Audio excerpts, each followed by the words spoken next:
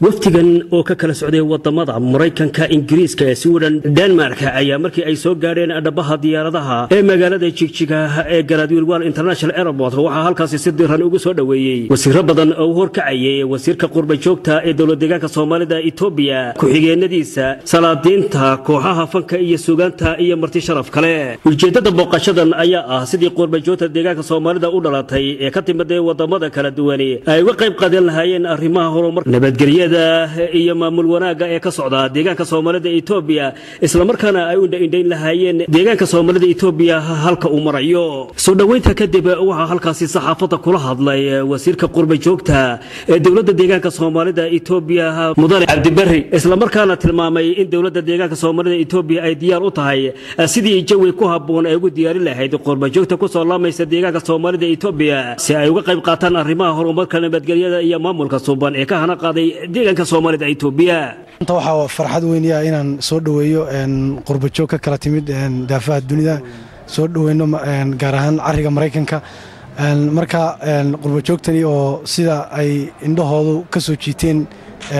muuqaalka wanaagsan iyo nabadgelyada ka hana qaaday deegaanka indhahooda uga marxaati kacaya inaan maanta ku soo dhaweeyo garoonka caalamiga ee Galadwelwal International annagoo mas'uuliyiin iyo xubno wasiiro iyo maamulkii magaalada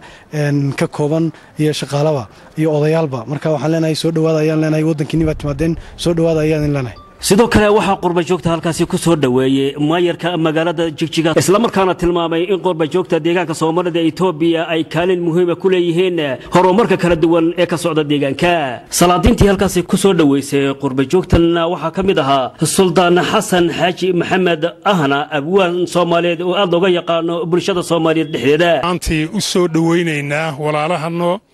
qurba joogta banaanka ka timid oo deegaankoodii iyo dhulkoodii yimid rabana in ay bartaan oo ay arkaan horeyna ay ugu dhasheen oo u yaqiineen horumarka ballaaran ee la sameeyay inay ka qayb qaataan. waxaa sidoo kale halkaas hadal mahadnaqa ka soo jeediyay Sheekh Cabdulqaadir Jilaani oo hogaaminayay qurba joogta ka kala socotay wadamada kala duwan ee Yurub iyo Mareykanka. inta aad faraxsan tihiin in boqol jibaarkeeda aanu faraxsanahay inaanu Jigjiga cagaha soo dhignay annaga oo aad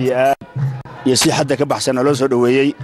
shucuurtanadu mid aan la qiyaasi karin weeye farxadda iyo sharafta iyo qiimaha meesha ka muuqata. qurba joogta u dhalatay deegaanka Soomaalida Itoobiya oo bariyaha dambe si xawliya ugu soo qulqulaysa